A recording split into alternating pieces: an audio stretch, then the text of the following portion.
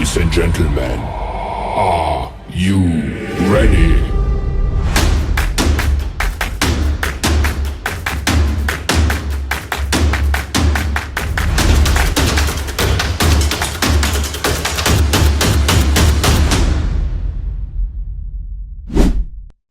Okay, thank you. Good afternoon, everybody. Good afternoon, distinguished panelists. It's at a point in time I was thinking we would not continue, but finally we are here. You know, it's just like when your airplane has been when your flight has been delayed. I know most of us it's quite unfortunate that our operators had left, so that'd be nice to have them here. We had them speak. You know, sometimes when your flight has been delayed for a while, you are like, is this flight still going or is it not going anymore? And then anyway, our flight is about to move on. The plane that took orders to Benin is back. You know, when they were talking about bird strike, I was not wondering, are they sure it's normal bird strike? You know, I schooled University of Benin. There was these days where you used to see bats fly in the afternoon. Like towards the ring road area, you see bats in the afternoon and a lot of them. So I don't know whether it's a normal bird strike for it to happen twice. So it's kind of shocking, but it's one of the things you see in the aviation industry. Okay, in law, there's something we call fair hearing, and it's a situation where both parties make their case. So we've had the regulators and the operators make their case on what the things that consumers or passengers, as it were, complain about. The operators and the regulators have tried to explain that these things are not totally their fault. But something we understand in business is that every business is built on, they say consumer is king. So that means even in the aviation sector, the passenger is supposed to be king. But the regulators have told us that there are things that is out of their control that causes some of the issues we complain about to happen. So it's a good thing that they've made their case. Now it's time for us to listen to the case of, thank God we have FCCPC here, we have our professors here, and we'll make a very good case on this. But before we proceed, we want to get our paper presentation. And for time's sake, I'll try to be very, we'll have to work with time very much. I don't know how much time we have, the organizers. How much time do we have? So we'll know how we allocate it. What's our general time? What is it? It's supposed to be an hour, am I correct? Okay, yeah, so the paper presentation was supposed to be for 15 minutes. So if it's possible, we'll start this session with our paper presentation. It's kind of funny, they've changed a lot of names on the brochure, so I might not be able to get every name, but we could, at least we'll get that as we proceed. So we'll start with the paper presentation for 10 minutes. And then after the paper presentation, then we can now enter into the panel discussion. So let's pay attention and then let's pen down our questions. We'll create enough time for questions and contributions from the audience. So we'll start with our paper presentation for 10 minutes. Thank you very much, sir. Thank you. So thank you very much and good afternoon, everyone. I would actually abridge our presentation. We came with the 13 slides, but I will try as much as possible to reduce it to the barest minimum. But before then, I'd like to say that, quite frankly, whatever is happening now is representative of whatever happens in the Nigerian aviation sector. It's quite striking that,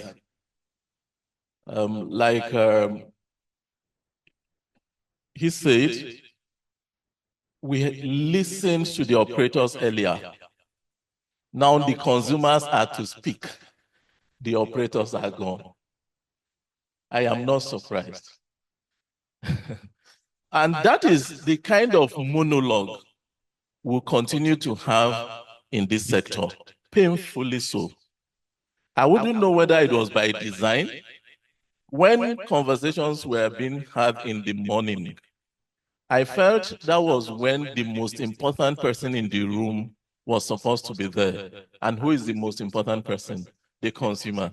And he was absent. And so everybody sang his or her praise differently, variously. Then the sector regulator also did their own differently and variously. But like I said, we represent the consumer. We should have been at that table.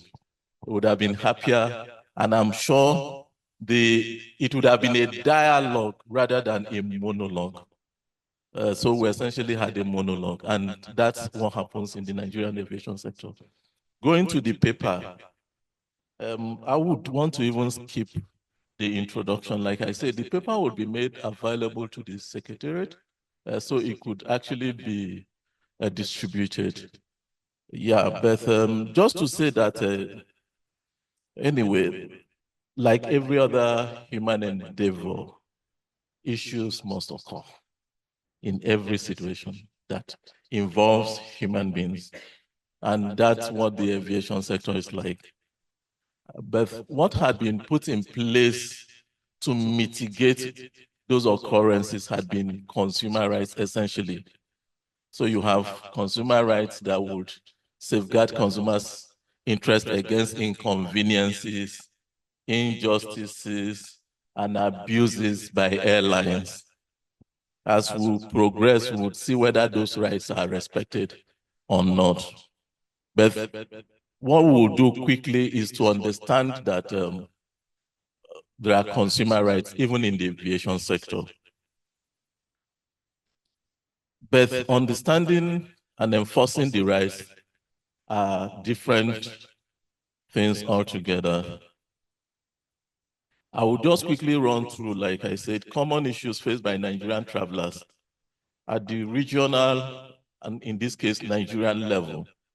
The common issues we usually have are flight delays and cancellations, lost or delayed baggage, overbooking, and denied boarding. Unclear terms and conditions. Sometimes we buy a ticket, we don't know it's a promo ticket, and somebody tells you, look, because, okay, it's only maybe when you have an issue, they tell you this ticket can be revalidated, and maybe because you bought this ticket, you have waived this right, you have waived that right, and all of that. Those are not things that consumers get to know in good time. And at the global level, we have discrimination and poor treatment, delayed response to complaints, and then most often to language barriers. But let me also say that delayed response to complaints, in as much as we didn't want to duplicate it, I think is even much more a tradition at the regional level, and at the national level. Many times, and when we talked about flight delays earlier, let me say this, that while the operators spoke, sometimes I should add, because if you look at it, yes, everything has to be blamed on either the anxiety, the impatience, the unreasonableness of the consumer. But we have a situation where for everything that happens at the airport, while you're waiting to board your flight, if there is a delay and you are obliged in any way with information, is due to operational reasons. One size fits all. So when the operator spoke about the fact that people are not patient enough, or maybe they don't understand them enough, it is for those kind of reasons. If you travel out of the country, you usually will know why your flight is delayed. If there is a bird strike and maybe an operating flight had to, maybe another operating flight had to be brought in, you would be told exactly what the problem is. So why is it that in this country, nobody tells you the reason other than operational? You understand? So when you tell me operational reasons, you couldn't operate a flight today, and then maybe I stayed at the airport for 8 hours the previous day, and you tell me operational reasons today again, why won't I be worried? Why won't I be anxious? Because you need to distill information in such a manner that I would comprehend, and then I would understand your pains. Because there is nobody. I'm sure when recently there were issues with one of our airlines that was to fly overseas, almost every Nigerian felt a sense of nationalism. Every Nigerian felt, look, we must have to defend our own. Even me and some other friends will say to ourselves that, look, no matter what it takes, even if it was going to cost us 50% more, we're going to ensure that we patronize that carrier. But somehow that's not the kind of eyes with which the operator sees the consumer. We see the consumer at best as nuisance. Possibly he is one guy who comes around all the time to bother you. But that is the reason for the industry to exist. And we must take cognizance of that. So no matter how bad or good we feel about the consumer, we must have to recognize the consumer at all times. Then we'll talk about passenger rights. Where do we derive passenger rights from? Part 19 of the Nigerian Civil Aviation Regulations is one place where you derive some rights from. That's at the national and regional level now, for instance, in context of this paper. You also will derive some rights from the Federal Competition and Consumer Protection Act. That's the law that sets up my organization. Consumers also have rights in that under that law. Then talking about the global level, you have the EU regulations number 261, 2004. Then you have the Montreal Convention. All of these actually provide for setting one right or the other. And then looking at consumer rights under the Nigerian Civil Aviation Regulations, you have rights to refund and compensation for canceled flights, significant delays, denied boarding due to overbooking, and a number of things. But let me say, even as a regulator, recently we were in Kano for a program, and then I got a message from one of the operators who was here earlier, who now said, look, your flight from Kano to Abuja had been canceled. One, it inconvenienced me so much that I had to sleep in Kano until the next day. And then I got another ticket of a different airline and I came back. And then I sent an email to say, okay, I forwarded my account information to say, refund my money as we speak. It's up to 4 weeks or thereabout now. I haven't even had a response from that operator. That is the kind of treatment Nigerian consumers get. Then under the same Nigerian Civil Aviation Regulations, you have right to information, prompt notification for delays and cancellations. That right somehow, sometimes we feel is even a favor we are doing to the consumer. Do you also imagine that we are Nigerians? When we speak to ourselves at the airport, first of all, it's even very difficult to understand what the people are saying. I'm sure the intention is not even for you to hear, to be able to tell what they are saying. The intention is that, look, let's fulfill all righteousness. So if they just mumble some words, and then the thing just goes, the public address system is bad, and all of that. And if you travel out, you would see that not even just from the public address, even then, where they speak through their noses as we're made to understand, you will still hear and understand what they are saying. But here it is very difficult to understand. And then, even there, you would have boards here and there and screens where they display information. They try to always ensure that you have information at your fingertips. That's not the kind of thing we see here in Nigeria. And like I also said, terms and conditions is even part of this. We talk those fine prints somewhere, we don't even draw the consumer's attention to it. And then maybe when something happens, we'll come up and say, oh, don't you know, if you read your terms and conditions, you would have known. But you and I know that we couldn't have been able to sit down while we are purchasing a ticket to sit and read all through and this is not even a time that they give you the privilege of those things any longer. So they also say you have a right to some care if maybe your flight is like refreshment, accommodation, and other care services when delays exceed specified durations. I don't want to begin to count how many hours they say for this, for that. But how many times have we had delays? Have we had an airline come to say, okay, look, you are entitled to refreshment because you spent this number of hours waiting for our flight? No. Nobody comes to you. Nobody does anything to you. So when we speak back at the consumer as if the consumer is the one responsible for the problems in the industry, no. I think some of these things, yes, we might say Nigeria has infrastructure problems. We might say we have other problems. We even have problems of funding. But some of these things that we're talking about are just little bits and pieces that would not require even funding. If you have somebody at your customer care desk, the person should be able to respond to people, to even attend to people. But most times when these things, even when you demand, it's like you are just a troublesome person. So these are the kind of things we see. Then airlines' liability for mishandled, delayed, or lost baggage. Well, it's going to be your luck. We pray, just like we always do in Nigeria, we pray that these things don't happen to us because we don't want to experience it anyway. Then adequate assistance for passengers with disabilities. Well, to some extent, I think they try to meet up with this.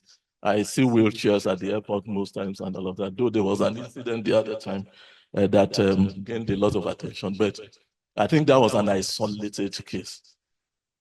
Then right to redress, a right to file complaints and receive appropriate redress. You see, that's one other area. There are some industries in Nigeria that are typical for that.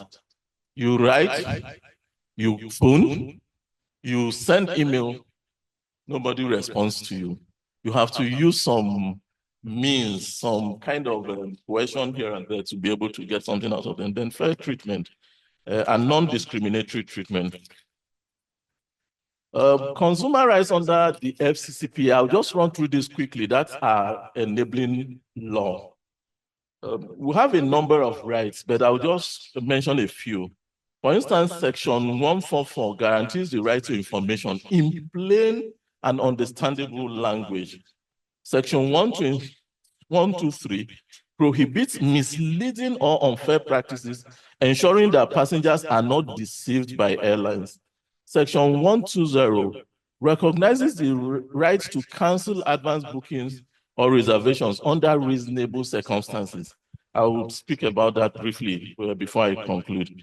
Then Section 132 provides an implied warranty of quality applicable to airline services, ensuring safe and timely delivery of services. And then there are other applicable rights. At the global level, there are also the rights that are provided under the EU regulations. They are contained here in the paper. So I will just sidestep that quickly, yes. And then we also have, at the global level too, we have the Montreal Convention that provides for certain consumer rights. And I will also just sidestep that. When the papers are distributed, we'll look at those things. But let me quickly talk about key issues because I'm trying to now round off. And just about the challenges, I'll just highlight some of the challenges. Poor implementation of existing regulations. Like I said, these things are in our books. They are never implemented or enforced. Then lack of fairness to consumers. Discrepancies between the aviation regulations and the provisions of the FCCPA. We already see some discrepancies. It's not a day or time that we could talk about it any longer. Then we have poor customer service, lack of consumer awareness and all of that. But let me talk about the real life situation that kind of tells the kind of situations we have there. An aggrieved consumer came to us. He gave an airline a 5-day notice to cancel a booking. The airline imposed a 50% cancellation fee and 2,000 naira administrative charge on the consumer. The consumer felt aggrieved. That was why he came to us. That after all, he gave a 5-day notice to the airline. And then, but if you look at it, we try to look at the provisions of the Nigerian Civil Aviation Regulations. There wasn't anything that was very clear with respect to how a consumer could cancel his advance booking. Rather, the Nigerian Civil Aviation Regulation gives a 24-hour time frame for the airline to notify the consumer. So if you have 24 hours to notify me of a cancellation, and I notified you within 5 days, is it not reasonable enough to say, okay, look, you give me back all my money for any reason, because you will still sell that seat somehow. So why would you not? So if you look at the regulations, even in terms of the regulations, is this fair to the consumer? So for us, FCCPC considers this unfair and actually incongruent with section 1202 of the FCCPA. That's the Enabling Act. So actionable things for the consumer, we can almost, like I said, almost advise an empty room, but the room is still quality audience, I can tell. So, but we would just like to say that the consumer must strive to know his rights, because if you don't know your rights, you won't even know when it is being violated. And when you transact with the airline, document everything, keep boarding passes, receipts, and communication records in case you need to file a complaint. Be assertive, but polite. Sometimes we don't even like, even as a consumer protector, we don't like the way some consumers approach issues. You don't have to be in any way impolite. We can't all be mad. You understand? So be polite when faced with disruptions. Calmly state your rights and request solutions from the airline staff. File a complaint if your rights are violated. You may escalate your complaint to the NCAA or FCCPC if necessary. Thank you for your kind attention. Meet our sponsors.